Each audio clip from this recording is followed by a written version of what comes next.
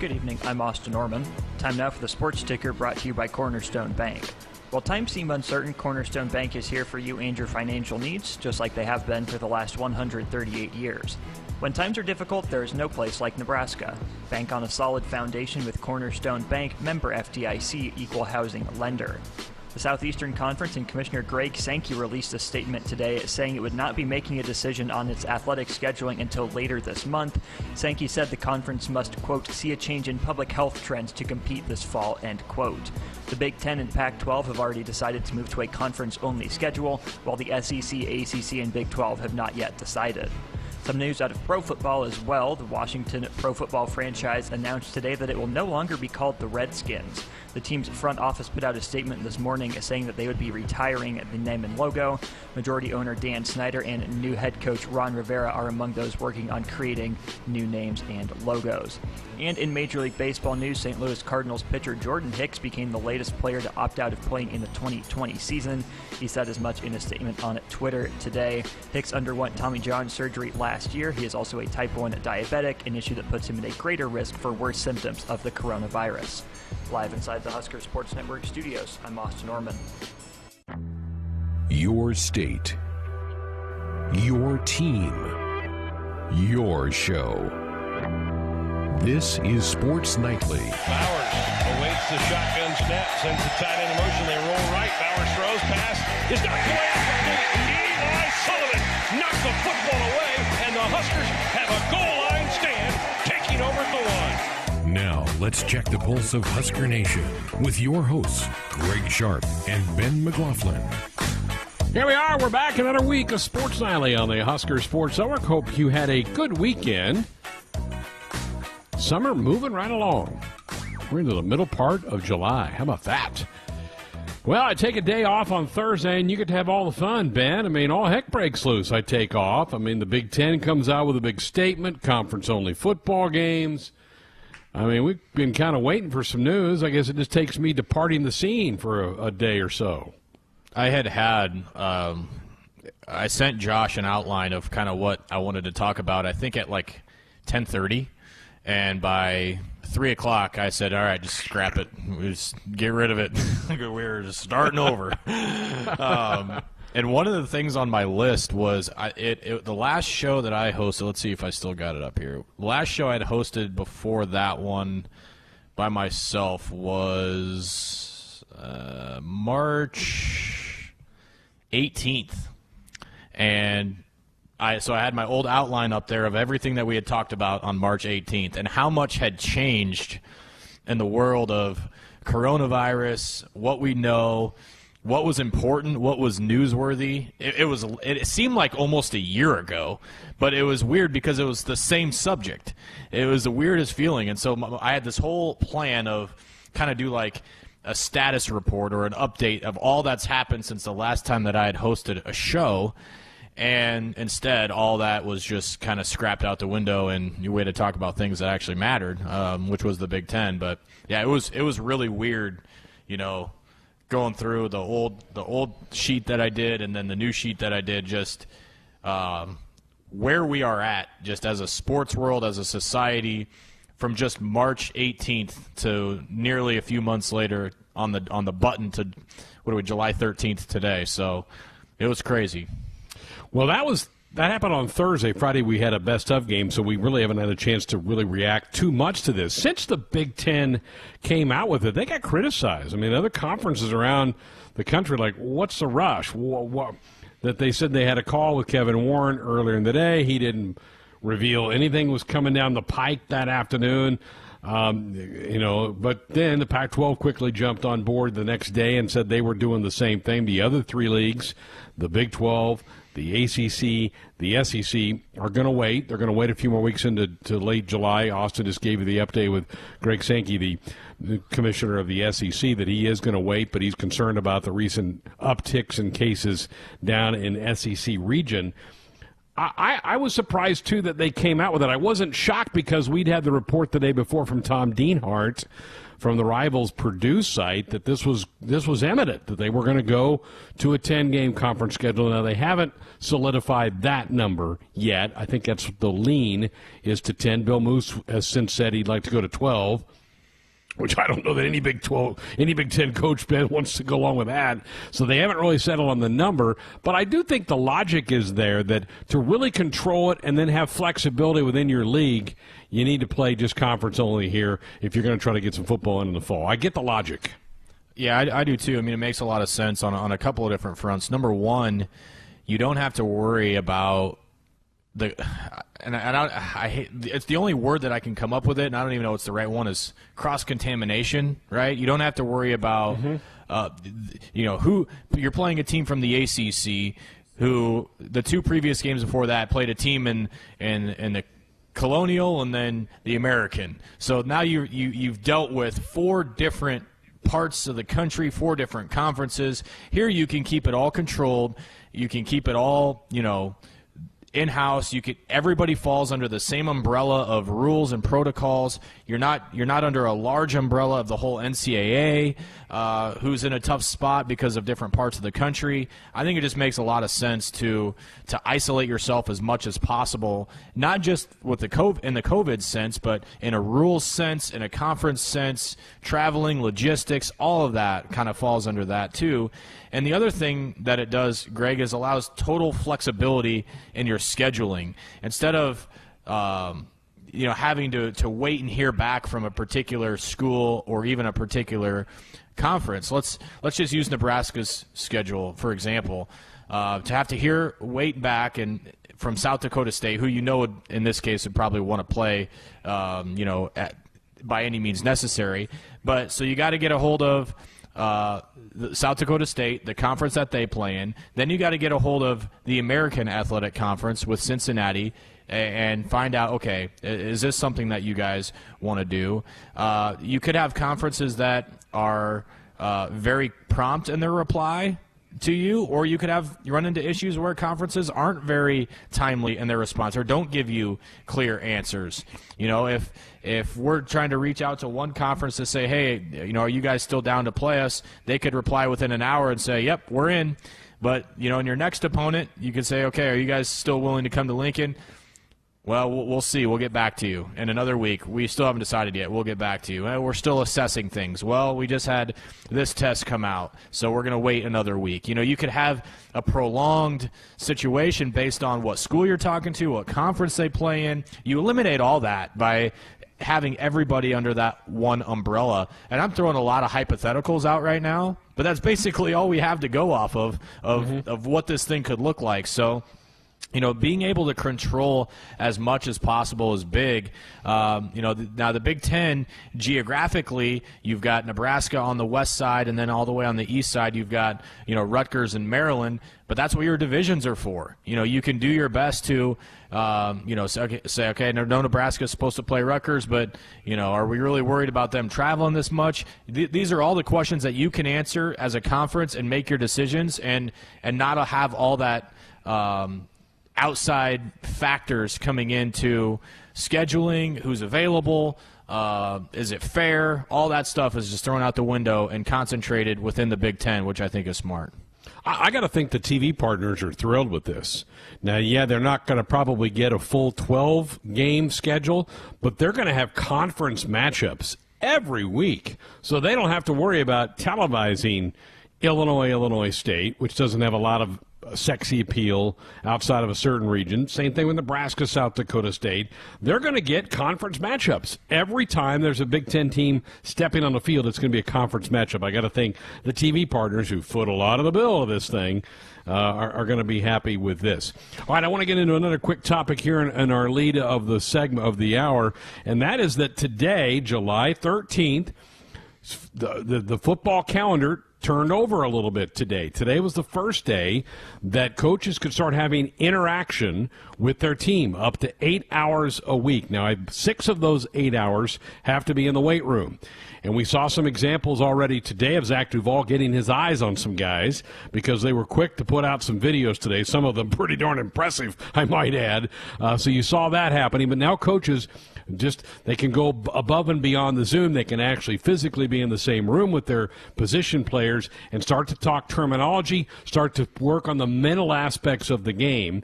That started today. The 8-hour clock for the week starts today. Then on the 24th, which is a week from Friday, then it goes up to 20 hours a week that the coaches can spend with these players. Kind of a mini camp in a way, leading up to August 7th, which is right now the first day of what would be fall camp going on. So today, Ben, a different phase of the football calendar went into effect.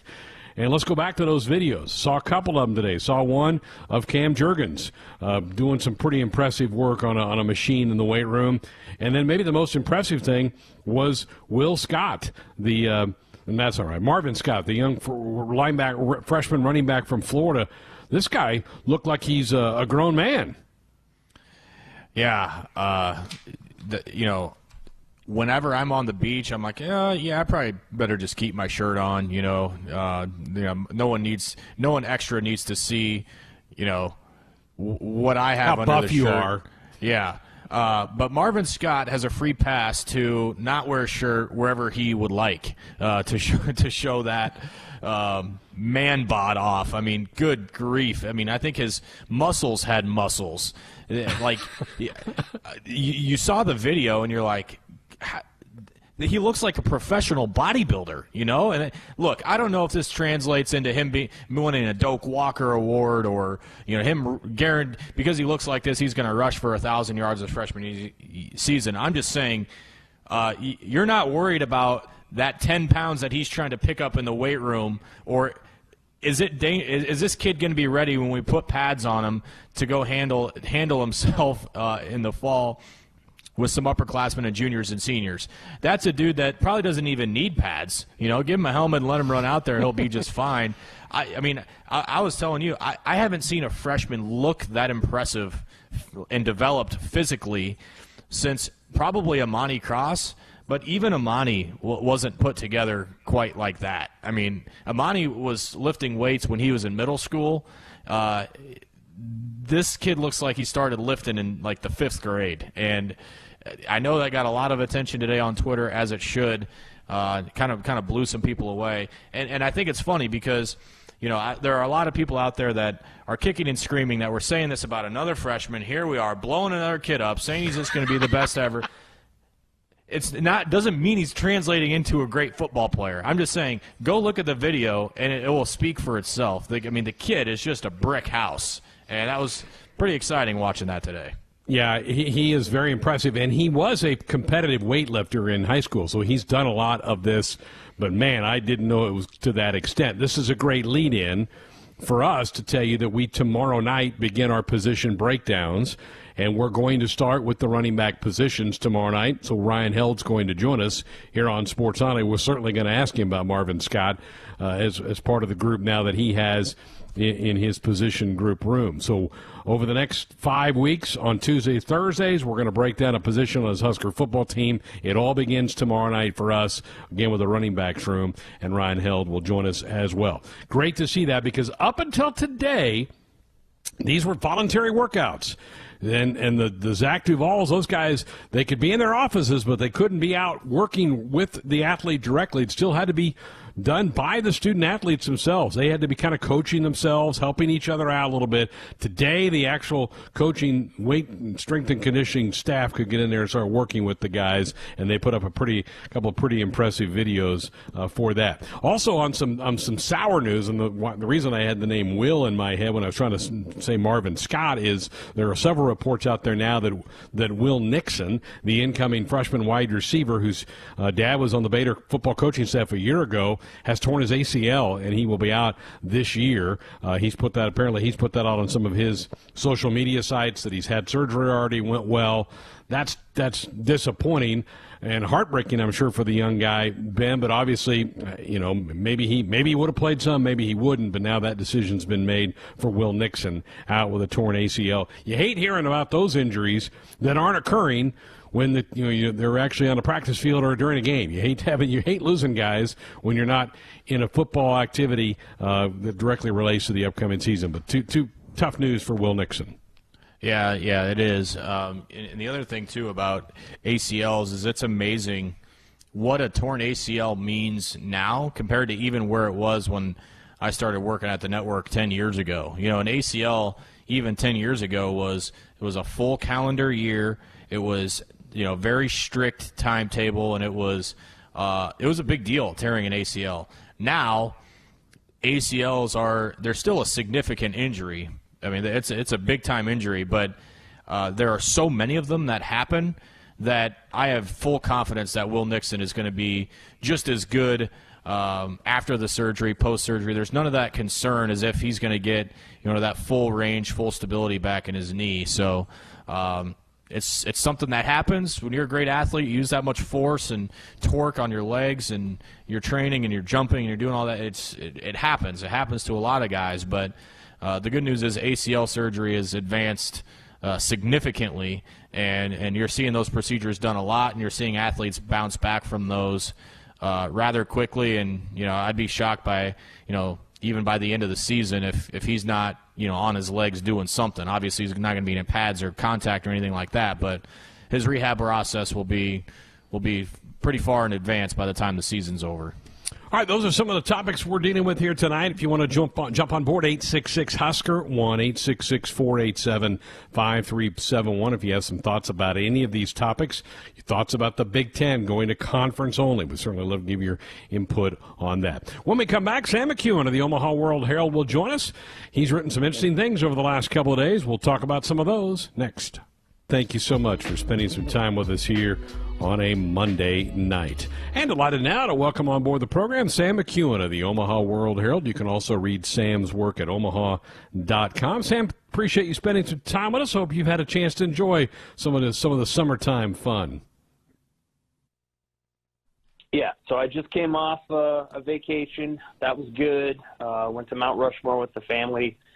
That was better than I expected. It was a lot of fun to go up there. And, it's, I'm doing well relative to the situation. I think everybody's still trying to be, vigilant about the pandemic, and there's just a lot going on. Still working from home, trying to navigate that with the kids. They're anxious to go back to school. Hopefully we're able to do that. So, it's been a 4 or 5 month period that I'm not sure I'll forget, but we're doing okay. Good.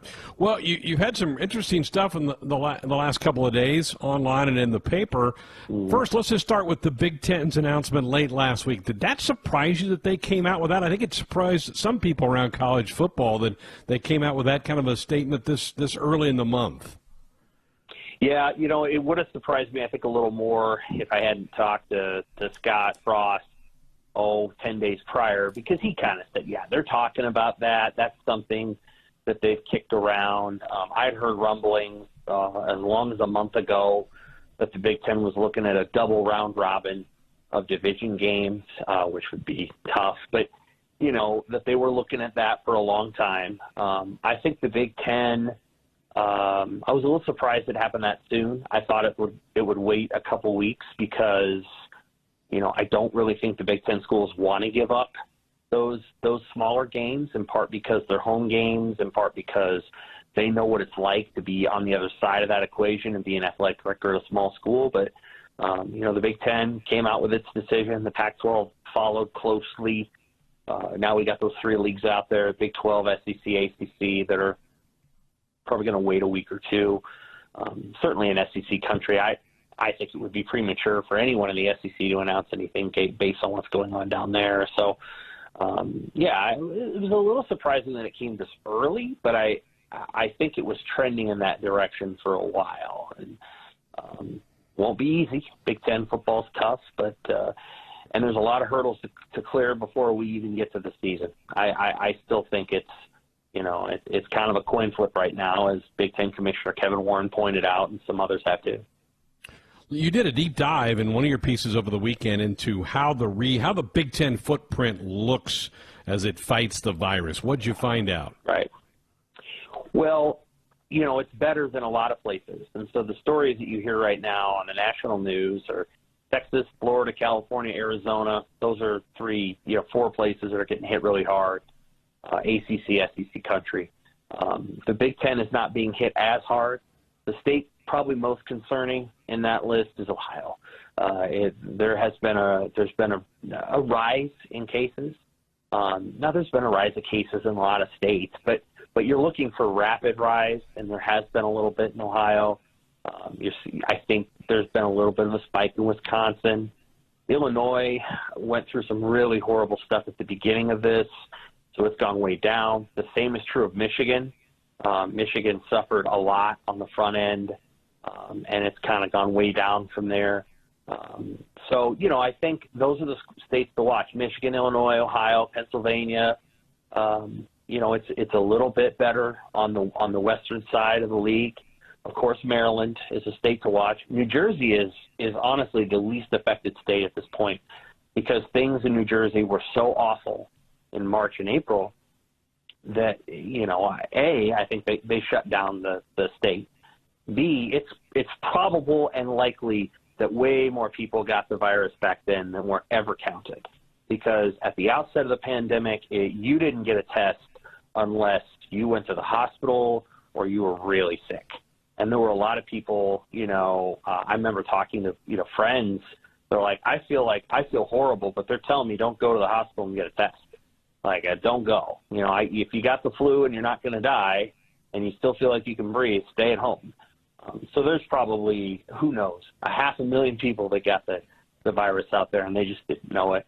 And so I think New Jersey's probably in a little bit better position, because I think a lot of those folks have already kind of cycled through it. But Ohio's, I think, the state that's concerning, and their athletic director was very concerned last week, and I think that's one to watch.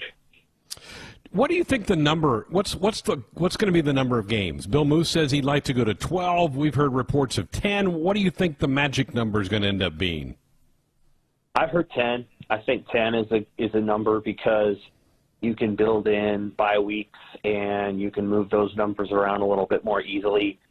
I think Bill Moose has a good point when he says, let's schedule 12 with the likelihood that we're probably only going to get, I think what he's essentially saying is schedule 12 and expect to play 9, 8, 9, 10. But schedule those games, put them on the calendar so that if you got to cancel something, it's not a division game. If you go to 10 games, what Moose wants to do is protect those games in the middle of the schedule, which means if you go to 10, you're putting 2 East games on the front and 2 on the back, and you're starting your divisional play September 19th, something like that. And so, if you go to the 12-game model, then what you're doing is you're putting, 3 on the front and 3 on the back, and you're starting your divisional play September 26th. So I think he's more keen on making sure that, from September 26th all the way to early November or late October, you just kind of play every game every week, and you kind of plow through those, and you would protect those 6 games, and then you'd have some area to fudge on both sides. At the end of the day, I suspect only 10 games are going to get played no matter which way you do it. So I'm going to say 10, but I understand where Moose is coming from, and he's kind of got an interesting way of looking at it. If you schedule 12, then if you don't play them all, you play 10. If you schedule 10, you might only play 8, that kind of thing. So I get it, and but I'm going to say 10 are all that's going to be played. Boy, coaches, that has to make coaches nervous, Sam. I mean, they were twisting arms to get him to go to 9. Now to play 10 in a year? Holy cow! This is. I'm sure there are a lot of nervous coaches around the Big Ten. Oh yeah. Well, I mean, this is what, and the schools that are going to be the most nervous are schools like Indiana, Maryland. I mean, this is brutal of them. I mean, they lost the 3 non-conference games they could play. I think Indiana's 15-1. 15-1 in the last 5 years in non-conference games. That's what got them to the bowl games. Well, now, I mean, Indiana's staring down the barrel of 3-7 or 2-8, and it just looks different. But yeah, it's no question coaches are going to be, if it's 10 games, the way you look at it is, and Moose pointed this out, he's like, well, Washington and Oregon were going to play Michigan and Ohio State. And, those teams are just as good as a Big Ten team, and that's true. Nebraska's hardest opponent was Cincinnati. For what it's worth, I don't think Cincinnati is probably as quite as good or as a physical a test as a lot of Big Ten programs. But let's say, for argument's sake, that Cincinnati is replaced by a home game with either Indiana or Maryland. I think Cincinnati's probably better than those two teams. I would say that. So it kind of depends on who that extra game is. If that extra game is Michigan or even Michigan State, which they may not be a great team, but they're tough and they take a lot out of you, then that's going to be harder. If it's a Maryland, I think Nebraska would play Maryland, and I think it's a good chance it could be Maryland. I don't think it's going to be Michigan. Michigan State, Maryland, Indiana. I think those are probably the schools you're looking at because they're already playing Ohio State and Penn State. So I don't think Michigan's getting added to the docket. Again, visiting with Sam Mccune of the Omaha World-Herald. You can read his work online at omaha.com. You also just put up a piece here in the last couple of hours about that today was another day for the football calendar. Explain that to the folks. Yes. So July 13th is what you might call the beginning of Phase 2. I know there's phases, right? So Phase 1 was voluntary workout, really for as long as you got your kids back. So for Nebraska, that was like early June until now. Phase 2 is, they're sort of mandatory, right? You can do 6 hours of mandatory workouts, which essentially boils down to an hour each weekday or something like that. And then you get 2 hours of film study, that you kind of can throw in there, and that's 8 hours. You do that through the 23rd, and then starting on the 24th, you get a mini camp structure, which is new. Like this, they've never really had this, and I think coaches may come to like it.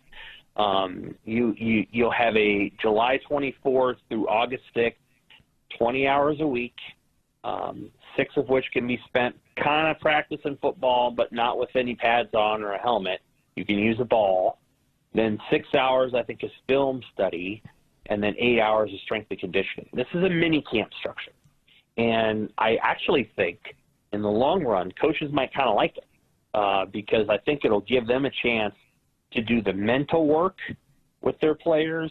That doesn't necessarily mean I think it's like 4 or 5 days into training camp. You have the pads go on and you start pounding each other.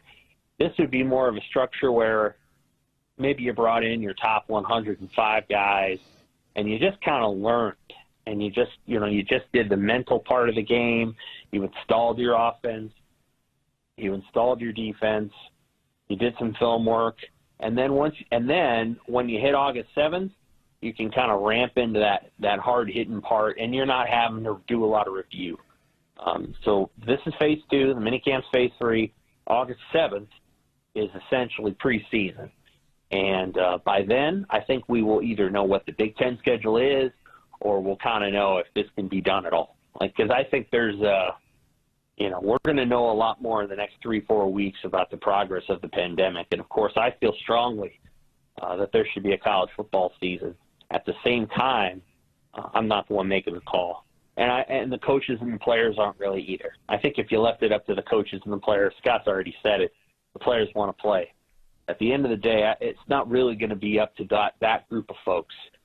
It's going to be up to the athletic directors, university presidents, conference commissioners, and in some cases, governors and public health people. I mean, in the state of California, I don't think it's looking good to play college football right now. They just closed everything back up. So, in Nebraska, we're doing well, but in other states, it's not going that well. Yeah. Do you think spring is in play at all? And what would the positives or negatives of that be in your eyes? There's a ton of negatives, Greg. I do think it's possibly in play because you're talking about tens of millions of dollars being lost. And people don't like hearing about the money, but we need to be honest. about the fact that you're talking about over the course of an entire nation, thousands of jobs, tens of thousands of scholarships. I mean, sports will get cut. They'll get gutted to the bone if you don't have a college football season, right? And I don't think TV networks are just going to be paying that money out as charity. So, I think you're going to see, if they can't do it this fall, they're going to try to do it this spring. There are so many negatives attached to it. The first negative that's attached to it is, when do you play? If spring means January 22nd, which I don't really think it means, then I don't know how you're going to be in a better place with with a vaccine or the pandemic. If it means actual spring, so like March 25th, if it means March 25th, then you're basically saying the season is going to start on March 25th and it's going to go through late May, June, and then how do you play a 2021 season? It's just so hard. So the junior college football season, for example, is starting on March 25th. They just announced that today. And so their national championship game is on June 3rd.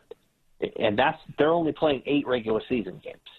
And so if you try to play a full college football schedule, which, again, they're not going to do because they already canceled the games, the non-conference games, I just don't know how you do it. It would be very hard. It would be very rigorous physically. You then have to consider pushing back the 2021 season. There's so many complications to it. I think that the major driving engine of that is, well, if we just can't do it in the fall, then we have to at least consider it for the spring, because otherwise, there's going to be these huge craters in our athletic department.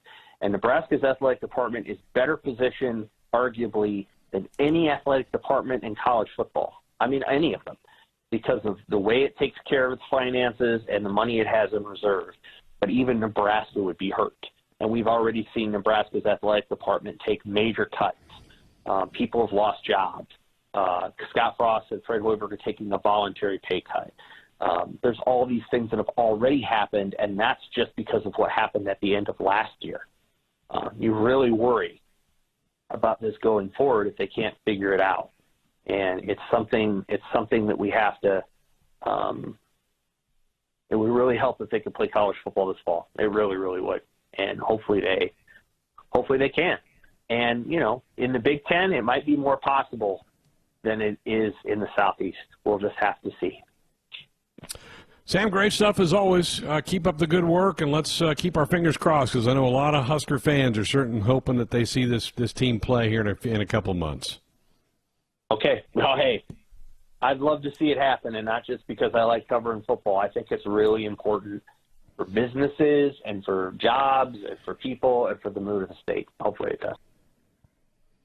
There he is, Sam Mccune, Omaha World-Herald. Again, you can read his work online at omaha.com. He joined us on our Sports Nightly Hotline, brought to you by the Woodhouse Auto family, bringing you more choices in brands, locations, and service. Experience the difference. Purchase with confidence. This is Woodhouse. All right, phone lines are open. Thoughts about some of the things Sam had in his segment. 866-HUSKER-1, 866-487-5371. Ben will rejoin me. We'll take some calls next. 866-487-5371. The number if you want to dot us up with a comment or question. Thanks again to Sam Mccune for spending some time with us. And we did broach the subject in that interview, Ben, about worst case scenario. Could they pull off a spring season of college football? He mentioned that the junior college ranks announced today they're going to start up their spring season March 25th and only play an 8-game schedule and then get into their playoffs.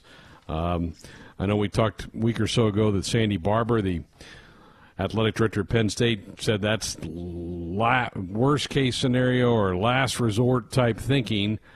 I don't know where you come down on this. I think it would be really awfully hard on student-athletes to ask them to play in the spring and then come back in 3 months for another season in the fall. I think that's going to be a tough sell if that's what we end up having to try to do. Yeah, I do think that would be a lot to have to, organize, first of all, figure out when to start, when to stop. How are you going to start implementing an off season? And there are going to be injuries. I mean, let's get that right. I mean, there are going to be injuries to where, there's going to be, substantial amount of time required to to get healed up from those injuries, and that could limit obviously the offseason, but even into the start of the next year. So, yeah, I mean, there's a lot of things that that push against that, but I also think that there are people out there that are going to be desperate enough for college football for monetary purposes that if that's what has to happen, they're going to do it. Yeah, and I'm not sure that's hey, money's important. I get it, understand it, but at what expense to the student athletes? I'm glad I don't have to make those decisions. Those aren't going to be much fun. You and I also touched on this topic last week about the Washington Redskins. They did make it official today. They're no longer going to use that moniker as their mascot. They have not named their new mascot or nickname for their franchise, but you could kind of see this one coming, and that franchise, the Washington football franchise, made it official today.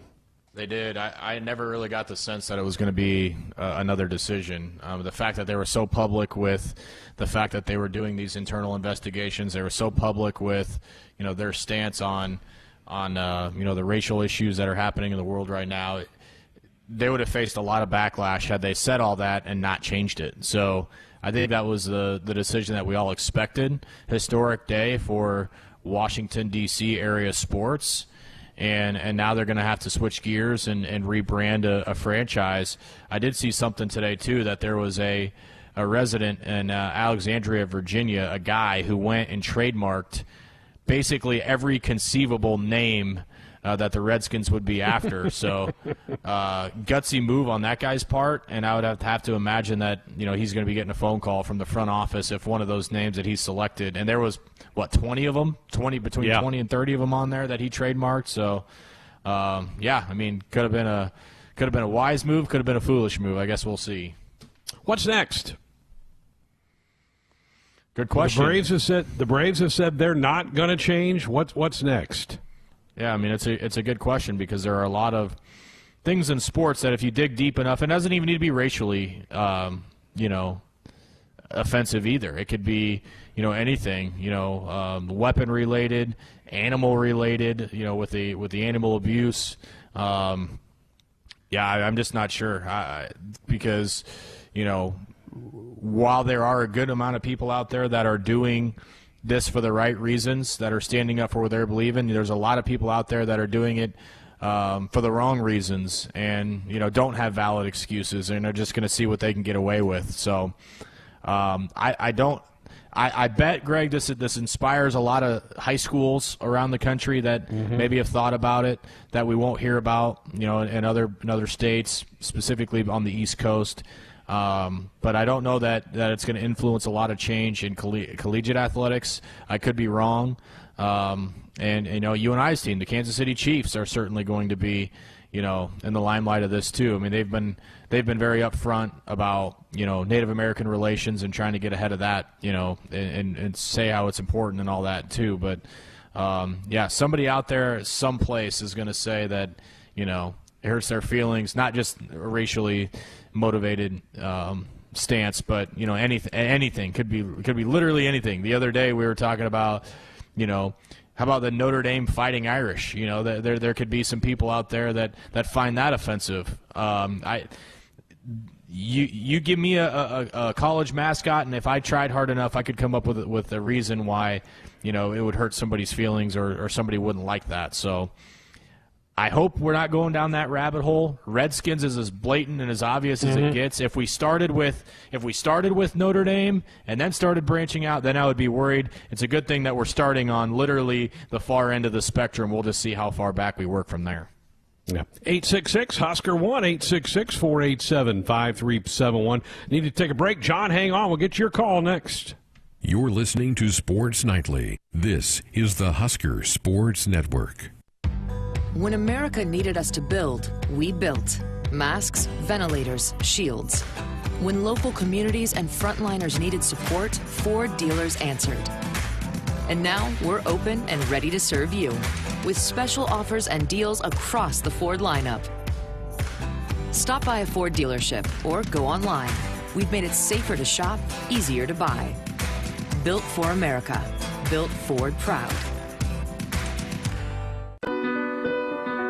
If you don't buckle up, your choice could shatter the lives of your family, friends, and everyone you know.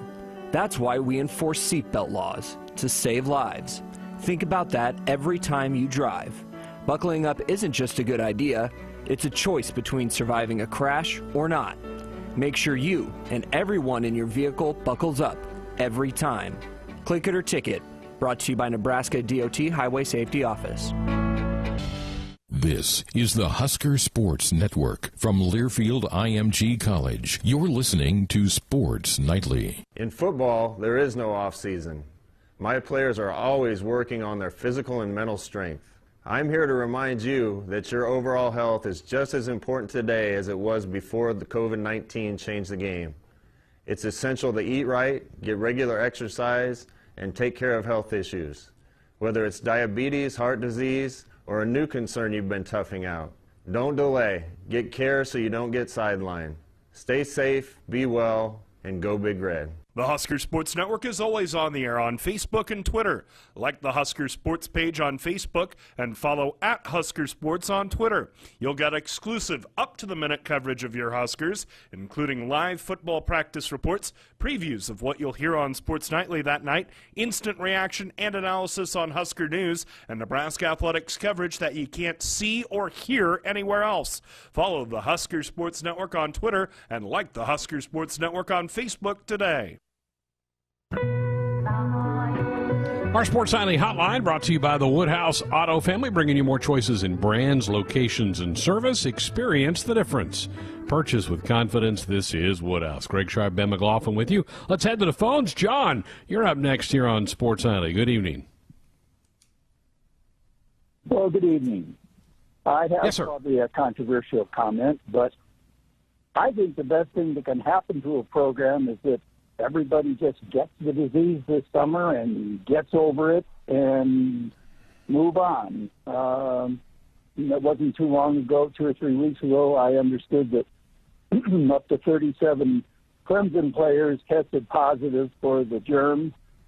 I haven't heard of anybody that went to the hospital. Certainly nobody died. I'm sure we'd have heard about that. And it's a relative 18 to 22-year-olds, and if you can just, they're sick. Half the people don't even have any symptoms. The other half have headache, myalgia, body aches. Yes, there is the exception, maybe 1 in 1,000 that ends up getting sick enough to go to a hospital, and 1 in 3,000 or 4,000 may end up on a ventilator, and you could have somebody die. There's no question. And I'm sure the lawyers wouldn't recommend that everybody get sick. But if it were to happen, to me, it would be the best thing that could happen to a program in the summer, and then you're not coming down with it in the middle of the season and having to quarantine players. And I don't know what you're going to do if 5 of your guys test positive third game of the season and you got to quarantine your team for, quarantine those guys, and the other players have all been exposed. You're going to quarantine everybody for 2 weeks. I don't know. I know it's a crazy situation, but if by the grace of God everybody just get it and get over it this summer, man, would your program be in great shape come fall. Because as far as we can tell, once you've had it, you've got immunity. Now, whether that immunity lasts a few weeks, a few months, a few years, a lifetime, nobody knows at this point. But it would solve a lot of problems. John, appreciate the call. No, that's not controversial. There's a lot of people that feel that way. We brought up the chicken pox as an example. Back in the 50s and 60s, that's what you did. Somebody in your house got it, and you all stayed in the house and all got it, so that you just ran it through your house and got it done. And you bring up valid points, and points that people that are arguing to get sports going is that for the most part, young people aren't affected that severely by it. It does attack our senior citizens and all those people that have pre-existing conditions. So what you brought up is not out there that much at all. I think there's a line of thinking that follows that. But you also, I think you did kind of at the end there, John, you can't minimize this thing. If you get it and you have, if you have some problems with your existing health or you're older, it is really, really a nasty virus. So we can't undersell that at all. So I don't, your take wasn't that far out there. Yeah, a lot of different visions of how this thing's going to be handled, that's for sure.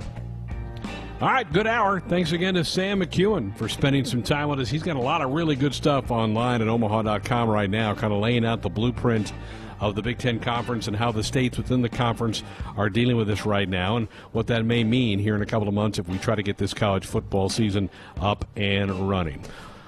That'll do it. This hour in the books here on Sports Nightly. Sports Nightly here on a Monday night. A couple of programming notes. We will begin tomorrow night our position breakdowns. A look at the Husker running backs. We'll hear from running backs coach Ryan Held. We'll also then grade out where the Husker backs fit among the teams in the Big Ten West. We'll do this every Tuesday, Thursday for the next 5 weeks. A week from tonight, 1 week from tonight, we begin our preseason Sports Nightly Top 25 countdown. Oh, baby. Looking forward to that. Also, Friday night will be our last edition of Greatest Games, brought to you by the Nebraska Lottery. We will go back to the 1995 Orange Bowl, the conclusion of the 94 Husker football season that ended in a national championship. We'll play back that thrilling victory over the Canes of Miami for you on Friday night. But that'll wrap it up. We'll be back to full 5-night shows starting in another week here on Sports Nightly. All right, coming up this hour, Jeff Colhane, former host of this little ditty, going to join us here in a couple of minutes. Jeff, currently the play-by-play voice for the Bison of North Dakota State. We'll see what reaction the announcements late last week from the Big Ten and Pac-12 have on that program. We'll also have later on in the hour, our weekend winners. But we start with Jeff Colhane. Good evening, sir. How are you doing? Have you had any fun this summer?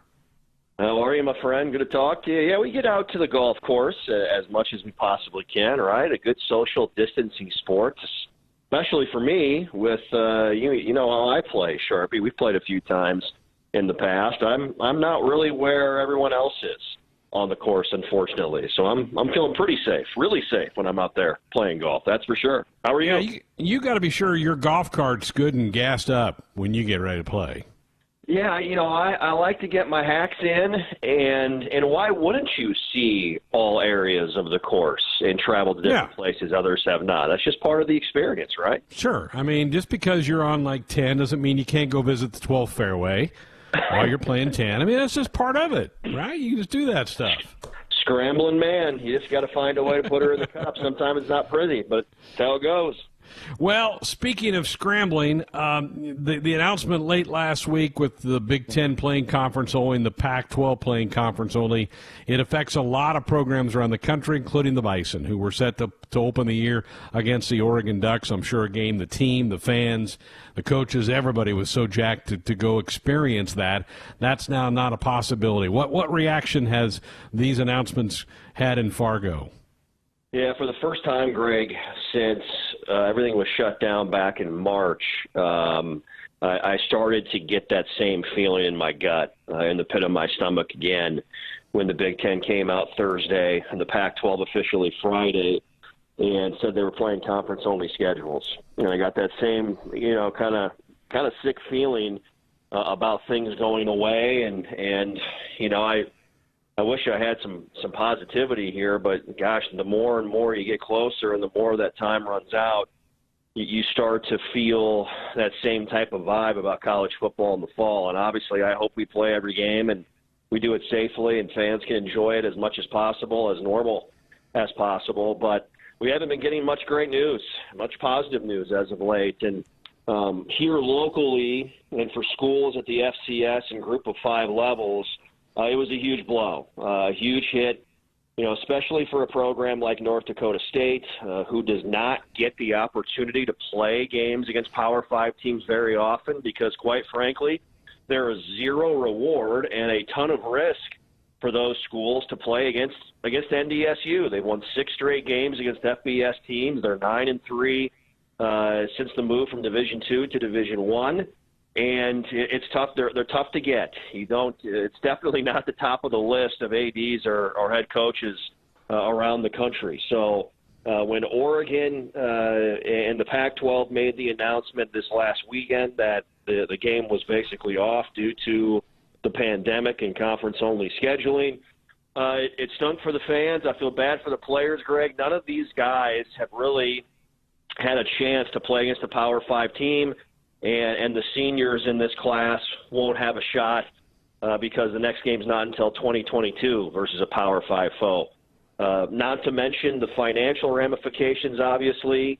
$650,000 gross check for playing that game, probably about $500K after the expenses and after the trip was over with. That's a big hit for some of these smaller schools. So, we're heading into a situation where we're all, I think, going to use as much time as possible to make the right decisions, whether or not football can start on time or happen at all. And it's a big, big deal for all departments, regardless of the size of the school.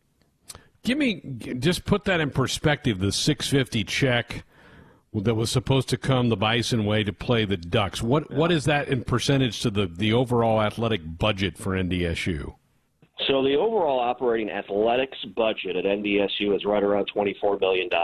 That's not a high number even at the FCS level. I mean, that is one where, we've heard the fans talk about moving to the FBS and making that jump and trying to find a home there because of the amount of dominance and success NDSU has had at this level. Well, financially it'd be really, really hard to do that with that type of a budget. It's difficult to do, and the way that student fees are allocated at NDSU, not a lot of that goes towards athletics. So, the check for $650,000 or $500,000 is massive. The other part about it is that, as everybody knows, these games aren't on, the network channels on ESPN or Fox Sports or FS1, and so the TV money is not even in the same universe, Sharpie, with what Power 5 schools are making. I believe I saw a report from Dennis Dodd over the weekend that per game, Power 5 institutions are making anywhere between $2 and $5 million a game just off TV revenue. While NDSU's total TV deal locally for the entire season is right around $600,000. So every penny counts, and that's certainly a big hit, not being able to play that type of game. And you're seeing it from other programs around the country. MAC schools taking a huge hit. Mountain West schools are taking a big hit by not playing games against the Pac-12. So it stings all across the board. Visiting again with Jeff Colhane, former host of this show, now the voice of the Bison of North Dakota State, who found out late last week with the Pac-12's announcement that they were going conference games only, that their opener with NDSU has now been called off. There's got to be a scramble going on right now, Jeff, I would imagine, with all those non-conference opponents from the Big Ten and all the non-conference opponents from the Pac-12 now looking for games. Have there been conversations that you're aware of that the Bison have been involved in?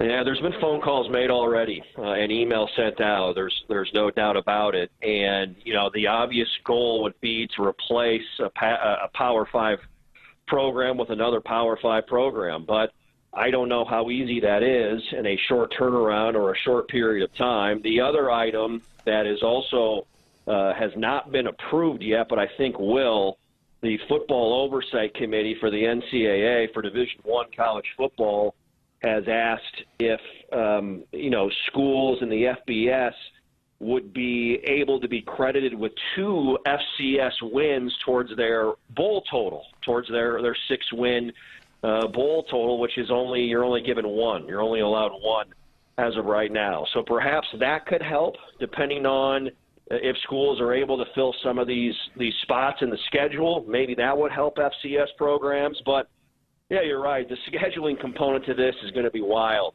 I mean, independents, programs like BYU, New Mexico State, Liberty, I think Notre Dame's going to be fine with their affiliation with the ACC. They should be okay. But, schools that don't have homes, that don't have conferences, they will be fighting and trying to find however they can to be made whole as much as possible, whether it's 10, 11, 12 games. So the phone calls are being made, the emails are being sent out, but we'll see how much this can get turned around in a 2-3 week period. The other part, too, is nobody really knows quite yet what the SEC and the Big 12 are going to do, right? I mean, Greg Sankey came out, the SEC commissioner, and Paul Feinbaum this evening and said that they're basically going to exhaust all the time that they have left before the end of the month to make a decision on what they're going to do, whether it's a conference-only schedule or play a full 12-game slate. So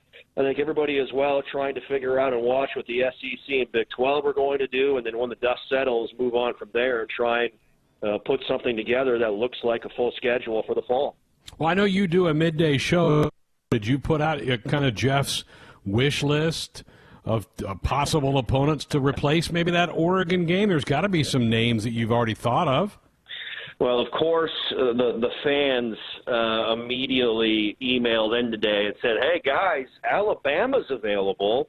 Their game with USC got knocked out. And while I think that would be certainly interesting, I don't know how much intrigue or interest from both programs would be there from Nick Saban to Matt Entz with Alabama and NDSU playing a game, whether it's in Tuscaloosa or whether it's in at Jerry World in Arlington. Who knows? Wish list, I think it'd be interesting here locally to see NDSU play Minnesota, to play the Golden Gophers. There's a lot of, even though Minnesota's in the Big Ten and NDSU is in the FCS, NDSU recruits the Twin Cities very hard.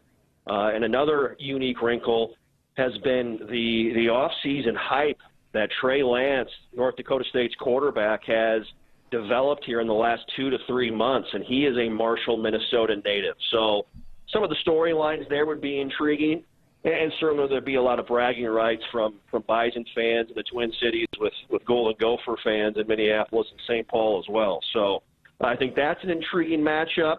An out of region matchup that would be kind of fun. I think playing one of the elite would be interesting, playing the Alabamas, playing the Clemsons. It's not going to happen, but to see the best at one division play, some of the best at the highest division and highest level, I think could have some fun storylines to discuss leading up to that contest. Well, the Gophers are off the table because the Big Ten's aren't going to play anybody outside the league. Right. I'm trying to play matchmaker here for you. I'm looking.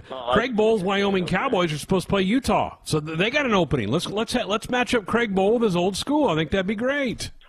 Maybe we could do like a jamboree where you'd have Craig Bohl with Wyoming, Chris Kleiman at Kansas State, and Matt Entz at NDSU. All three of those teams could play like a jamboree on a Saturday somewhere. Maybe pick out a spot, meet in the middle, and play a weekend's worth of contests. But yeah, matchmaker wise, Oklahoma State's available.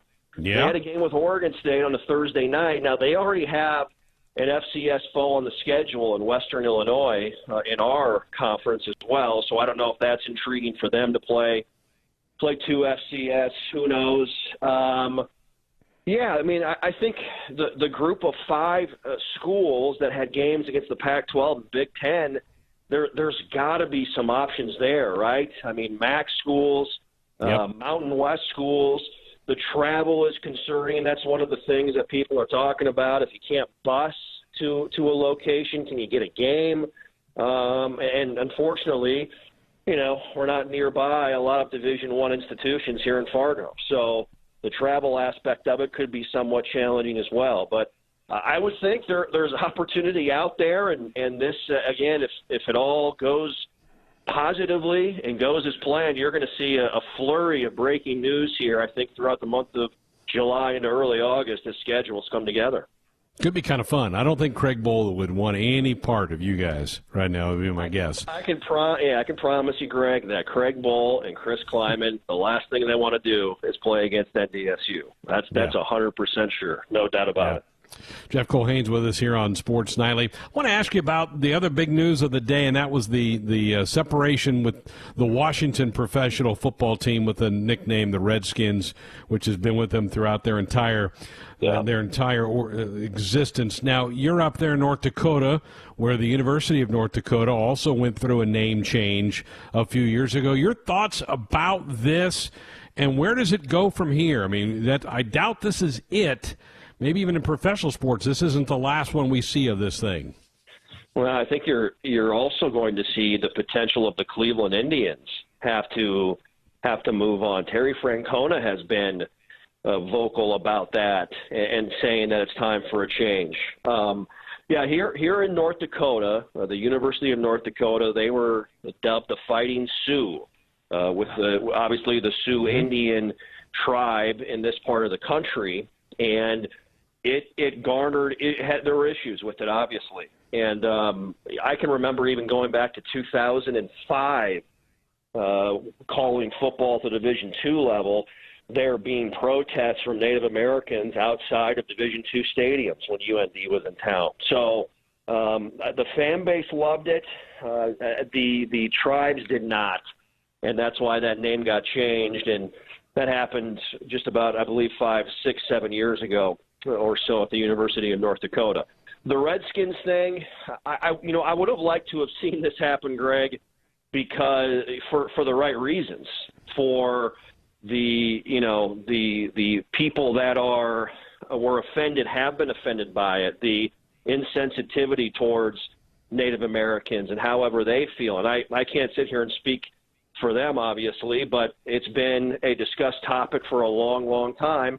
This is going down because Nike and FedEx basically told Daniel Snyder, if you don't pull a name, you're not going to get any of our money anymore. And so that's why this is happening. So I think that's a little bit disappointing.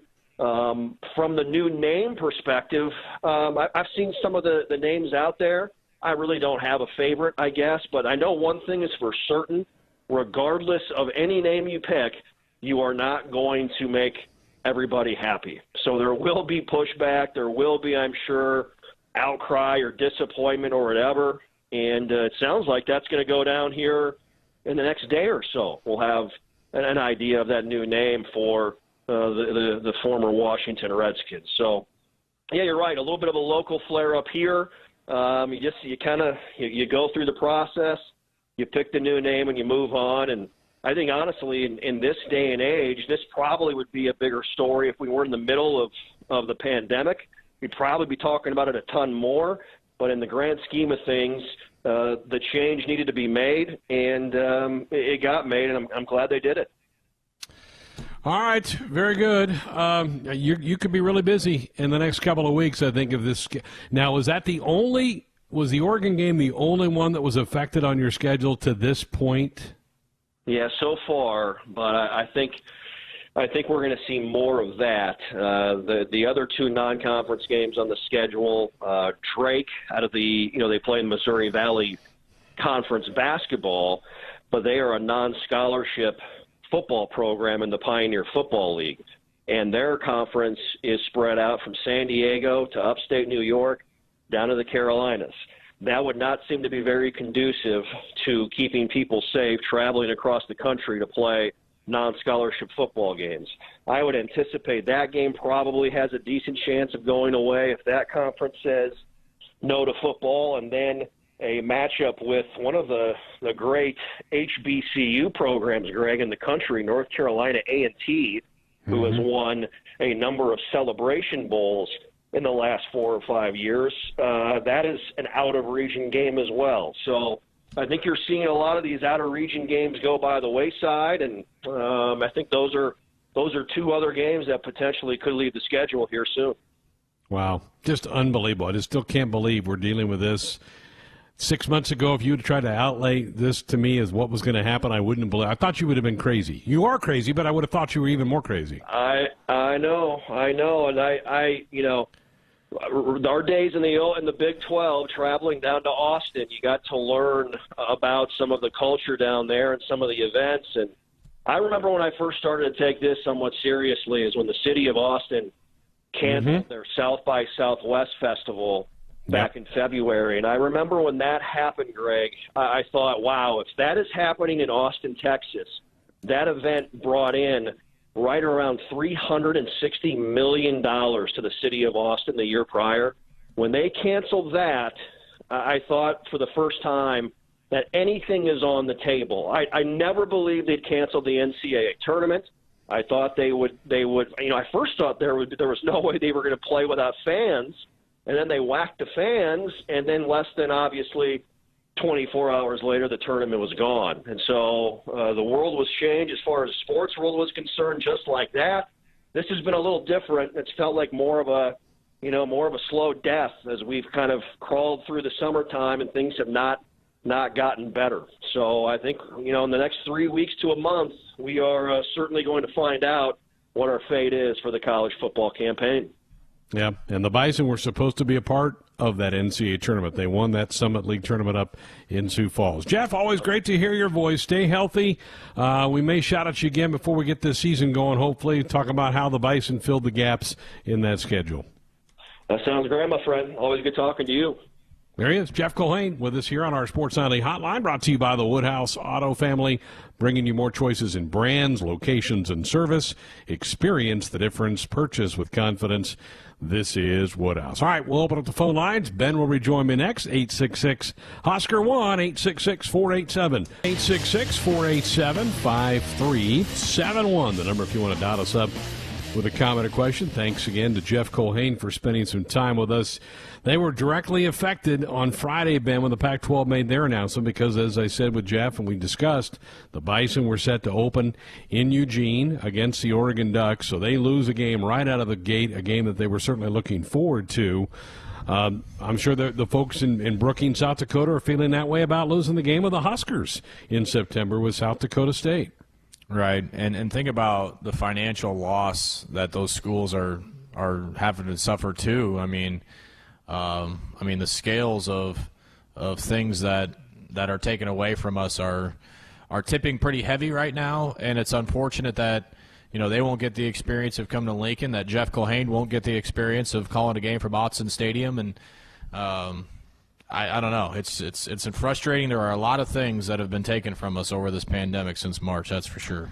Yeah, the pro sports are starting to get cranked up. Major League Baseball's been having inter-squad games now for a week or so. A lot of them are announcing exhibition games coming up early next week before the season begins, with a couple of games on the 23rd, which is a week from Thursday, and then everybody gets going on Friday.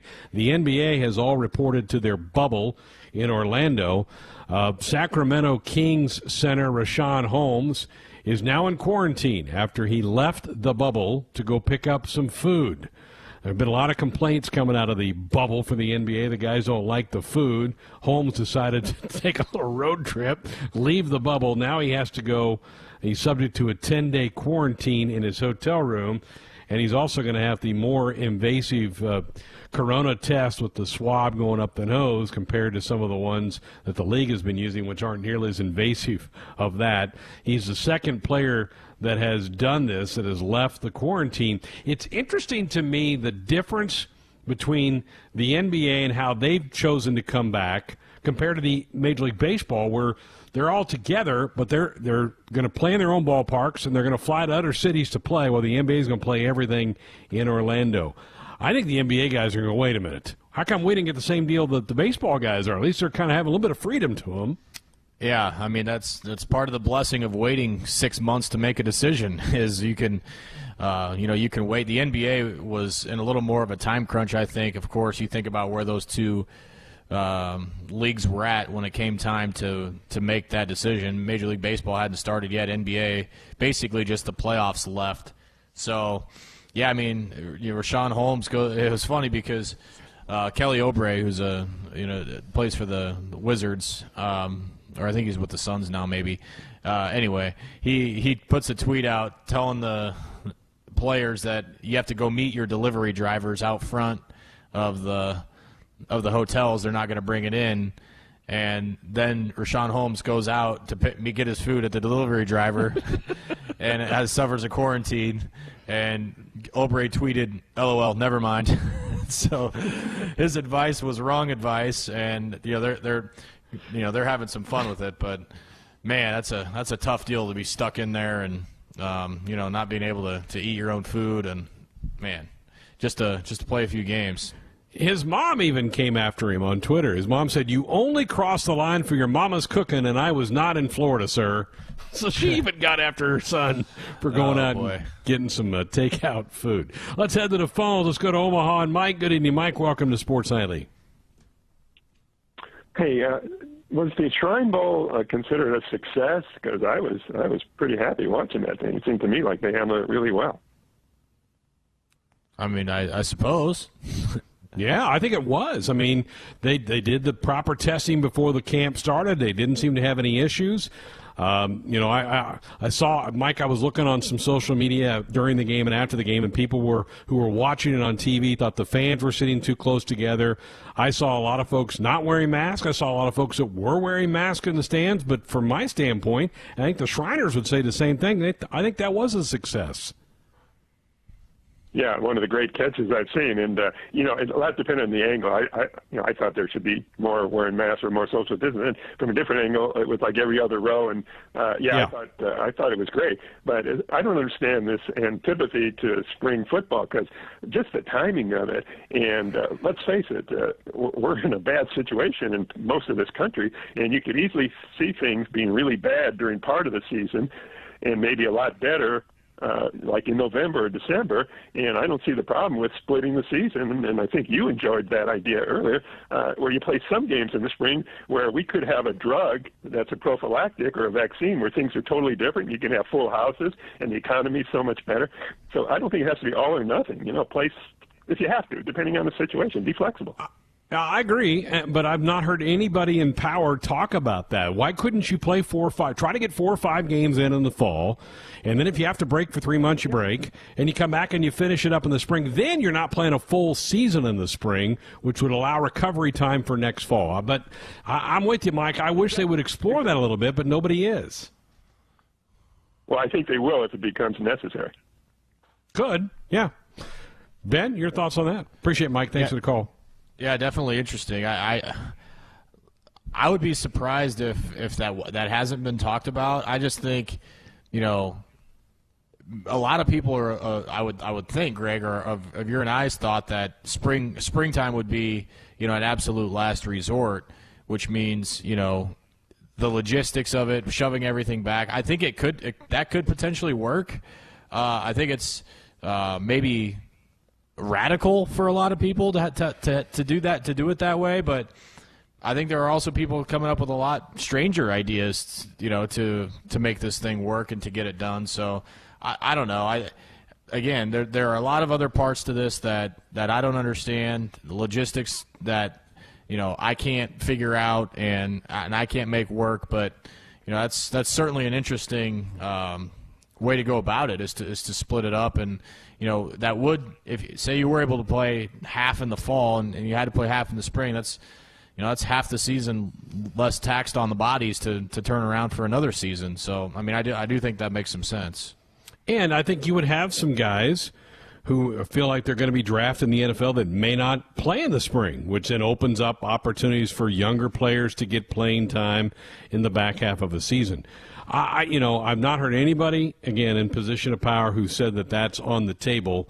Maybe we'll get to that point. I don't know as we continue to monitor this. I do think I'm okay with the SEC and the Big 12 and the ACC just saying we're gonna hold off here and see how these uprisings in the South popped up in early June. They could easily go away and tamper off, and then maybe it would be safe to get the season underway in September. All right, 866-HUSKER 1-866-487-5371. More of the show coming up. 866-487-5371, the number to dial us up with a comment or question. Greg Sharp, Ben McLaughlin with you here on a Monday night. What did you do this weekend? You get golf clubs out again? I did. I actually went up to lovely Wayne, America. My uncle, who was a longtime coach at Wayne State, retired this last off season, and our annual trip up to Wayne for the Great Catbacker Tournament happened this weekend. So drove up to Wayne, got about 3 hours of sleep the night before, which was something, and then head up to Wayne and whack the golf ball around a little bit. Did the lack of sleep affect your game at all? I don't think it was the lack of sleep that affected my game. No? Sure, let's go with that. But it's a built-in excuse. I had a good built-in excuse because of my broken toe. It's still a little tender putting a shoe on. So, teeing off was not really that fun because, I'm left-handed. So think about, for those golfers out there or baseball players, try to swing a bat or a club without putting weight on your front foot. Not good. Yeah, you're dealing with the stacked deck. Yeah. I mean, you got no sleep and bad toe. That's a tough combination to overcome. And I played like 3 rounds of golf this year, so I did hit some good shots though. Were you the anchor? My cousin and I kind of flip-flopped anchor position. See, here's my dilemma whenever I play scrambles is I'm left-handed. And for those that have played a scramble before, you know that you want your best putter to go last. Yeah. So they can see the line, they can judge it, and they can get a good feel for where they need to hit the ball. Well, I'm a decent putter. Putting's probably one of the better parts to my game, but I'm left-handed, and nobody wants to watch the line of a left-handed putter. So by default, I'm always the last person to putt. And that's a lot of pressure to be in when you're putting last every single hole. If you're not jarring anything, your team is mad at you. So I was able to finagle it, so I wasn't the last guy to putt every hole, which was nice. Very good. Did you have some birdies? Did your group come up with a few birdies? I birdied a hole all by myself. Really? Yeah. Sweet. I did. So I was pretty proud of that. I think we finished 11 under, which was it's about what we normally shoot. Okay. How many teams? Is this the one that goes like all day long? Yeah, but they with the virus they decided to, that instead of having so many people, in one area, they split it up into 2 days, a Friday group and a Saturday group, and we were the Saturday group. Gotcha. So what normally is about between, I think, like 50 and 55 teams, I think there was 20 playing on Saturday. So I wasn't there literally all day like normal. Ben, we've been kind of tracking some of these Husker baseball players that are now playing in some of these summer leagues that have gotten up and gotten going. Some are playing here in the league that's in the state of Nebraska and up to the Dakotas. We got some Huskers that are up in the Northwoods League, which is a long-time woodbat college baseball league.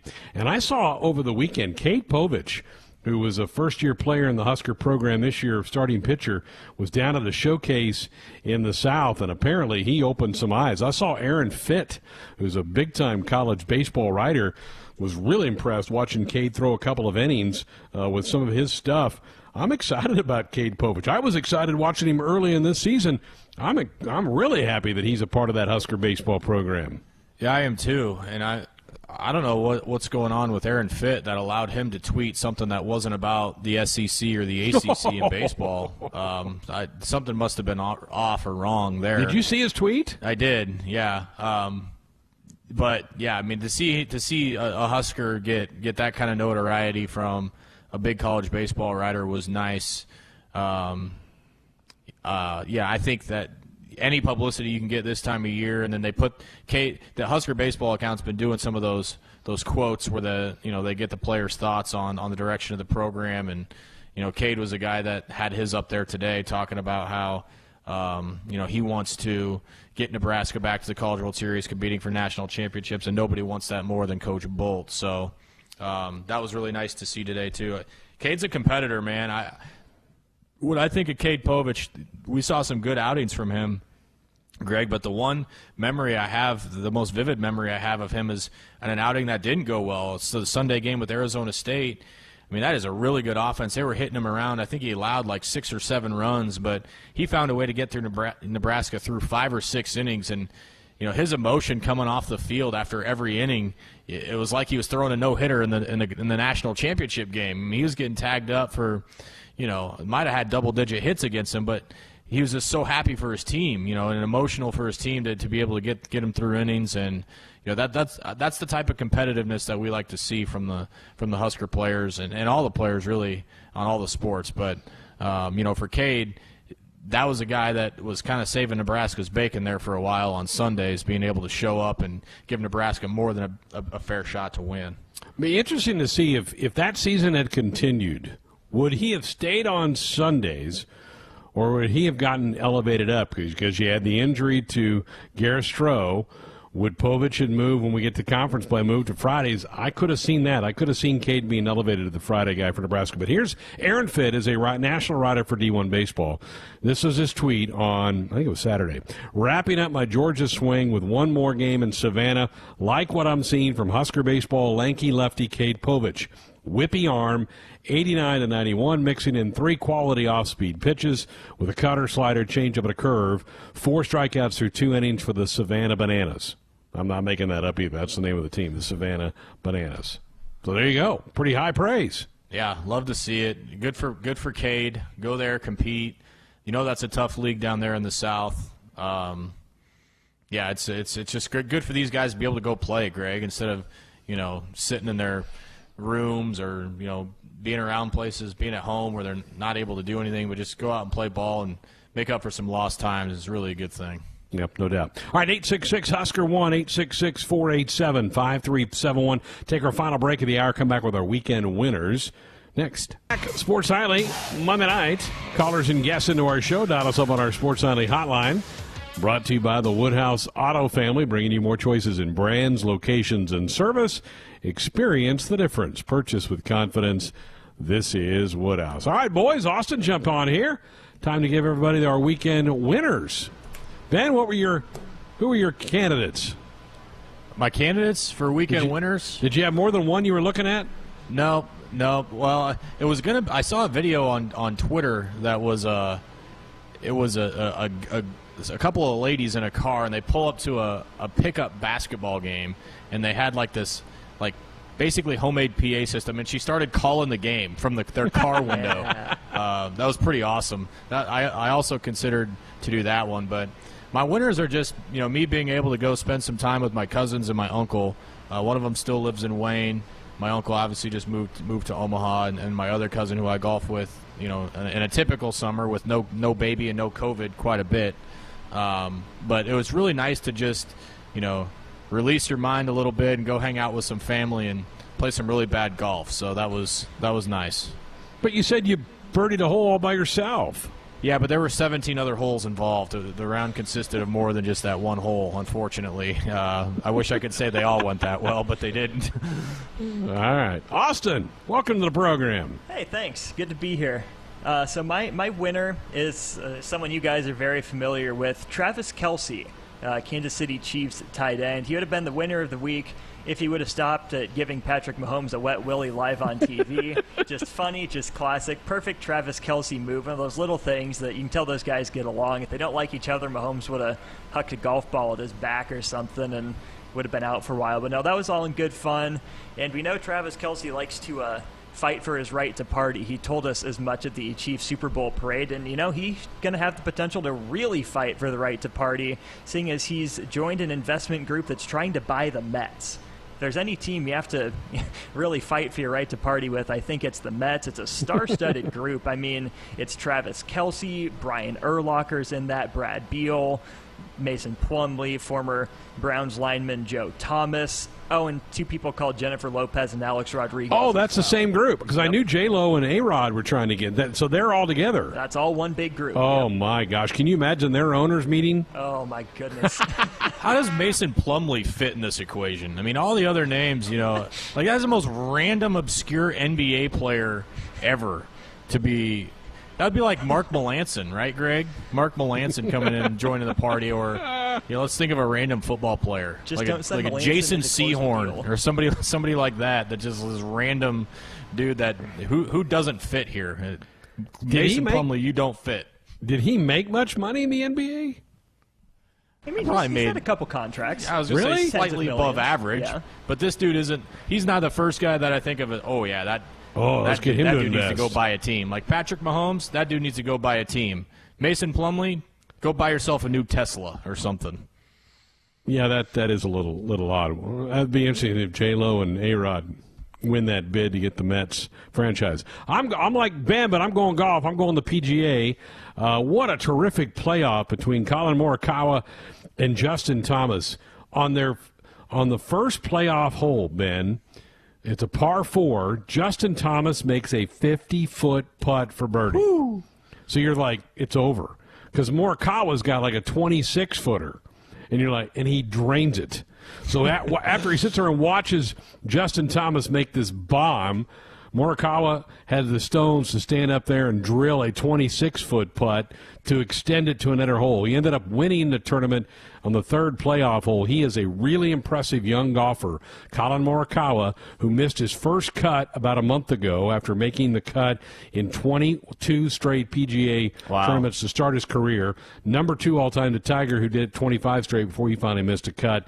Colin Morikawa and Justin Thomas, that was a lot of fun yesterday. I was going back and forth with that and the tournament that Austin referenced, that American Century Celebrity Tournament out in Tahoe that they have every summer, that Mahomes got the wet willy from Travis Kelce. And I just happened to catch Larry the Cable Guy was playing in that thing. Nice. And he was on a greenside bunker on number 9 or something.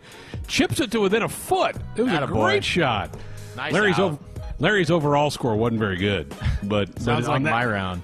But on that shot, he had a great bunker shot. By the way, I saw an Instagram post of Patrick Mahomes' girlfriend with Mahomes like on the back of a boat, like trying to finagle his way to the back of a boat and jump into the water. Let's stop doing that. You just signed a contract for $500 million. You're done on the boats. Yeah, do not slip and bust a knee up. Tomorrow night, again, we're going to start our position breakdowns. We'll start with the Husker running back position. Ryan Held will join us tomorrow night here on the program. And Top 10 Tuesday, we're going to talk about the top 10 plays of all-time Husker football. Oh, this is going to be fun.